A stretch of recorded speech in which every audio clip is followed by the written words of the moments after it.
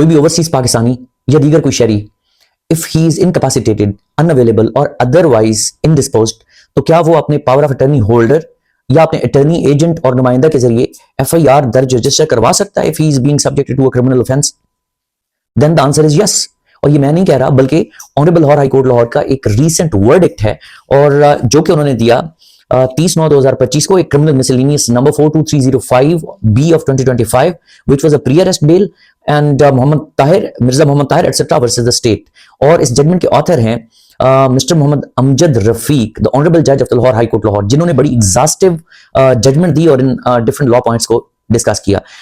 Now I would like to give you nitty gritty of the matter, और वो ये है कि एक मिर्जा मजहर बेग नामी शख्स जिनकी 9 एकड़ प्रॉपर्टी पाकिस्तान में है, जो कि एक कनाडा में सेटल हैं, और वो प्रॉपर्टी उन्होंने लीज पर उठा रखी थी एक मिर्जा याया बेग नामी शख्स को। और बाद जब उन्होंने लीज का टाइम खत्म हुआ और उन्होंने अपनी प्रॉपर्टी वापस मांगी, तो देन मिर्जा याया ने वो प्रॉपर्टी वापस करने से इनकार कर दिया।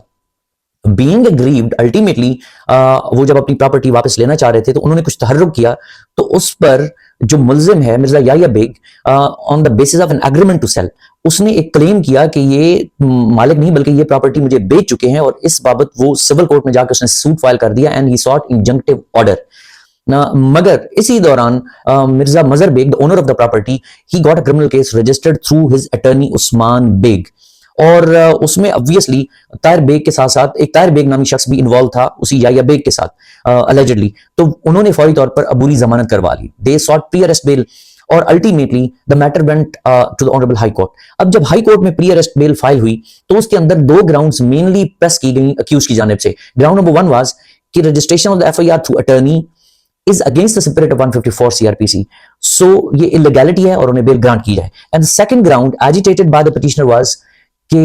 civil litigation is going on between the parties, so civil and criminal proceedings cannot go side by side. This was the second ground, और इन दोनों grounds को properly attend किया ऑनरेबल हाई कोर्ट ने और इनका जवाब दिया और अल्टीमेटली इनको टर्न डाउन किया। अब पहली ग्राउंड की तरफ आने से पहले जो वर्डिंग है जजमेंट की वो बड़ी खूबसूरत है।